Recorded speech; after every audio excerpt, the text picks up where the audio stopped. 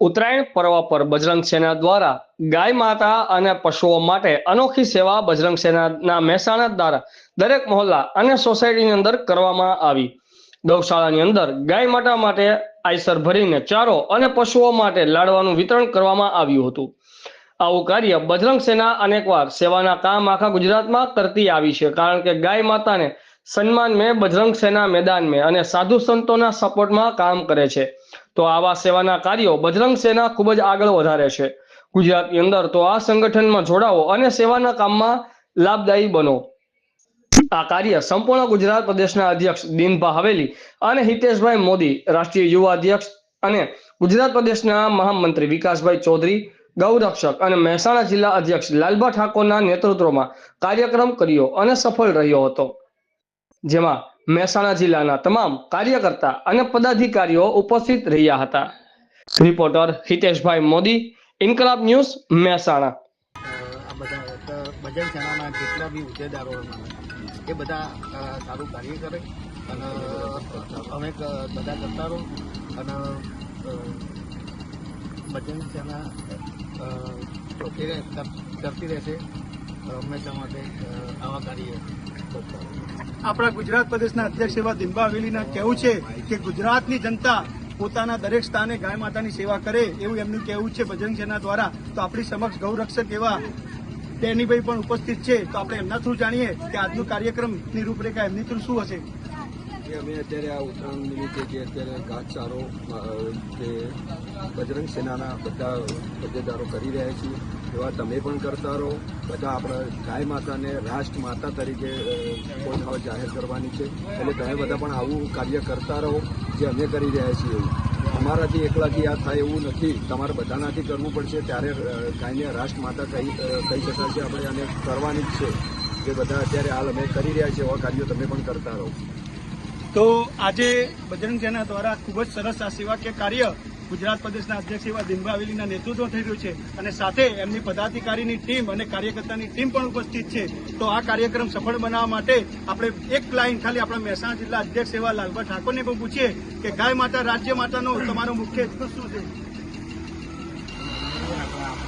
ગાય માતાને રાષ્ટ્રીય માતા ઘોષિત કરવાની એ અમારો હેતુ।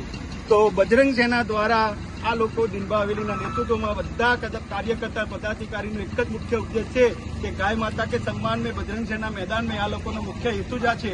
અને ગાય માતા માટે આખી બજરંગ સેના ગુજરાતની અંદર દિવસ રાત મહેનત કરવાનો પ્રયત્ન પણ કરી રહી છે। તો દીનભા હવેલી આજે જે સેવાનું કામ કર્યું છે એ સફળ આયોજન થાય એવી શુભેચ્છા હું હિતેશ મોદી, મહેસાણાથી।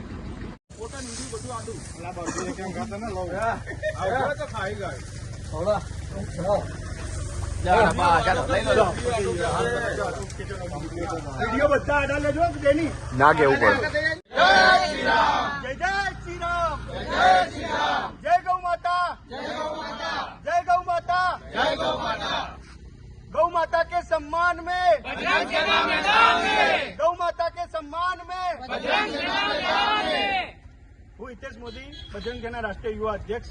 આજે મહેસાણા ખાતે ગુજરાત પ્રદેશના અધ્યક્ષ એવા દીનભા હવેલીના નેતૃત્વમાં આજે મહેસાણાની અંદર ઉત્તરાયણ પર્વ નિમિત્તે ગાય માતા માટે ચારાનું વિતરણ અને પક્ષીઓ માટે અને પશુઓ માટે લાડવાનું વિતરણ અને ચારાનું વિતરણ રાખેલ છે। તો ખૂબ જ સરસ સેવાનું કામ દીનભા હવેલીના નેતૃત્વમાં થઈ રહ્યું છે, અને સાથે સાથે પદાધિકારી અને કાર્યકર્તા પણ ઉપસ્થિત છે, અને આના સહયોગમાં અમારા ગુજરાત પ્રદેશના મહામંત્રી ગૌરક્ષક એવા વિકાસભાઈ ચૌધરી પણ ઉપસ્થિત છે, અને સાથે સાથે આપણા ગુજરાત પ્રદેશના પ્રતિકભાઈ પટેલ જે ગુજરાત પ્રદેશના ઉપાધ્યક્ષ છે એમનો પણ સાથ ને સહયોગ છે।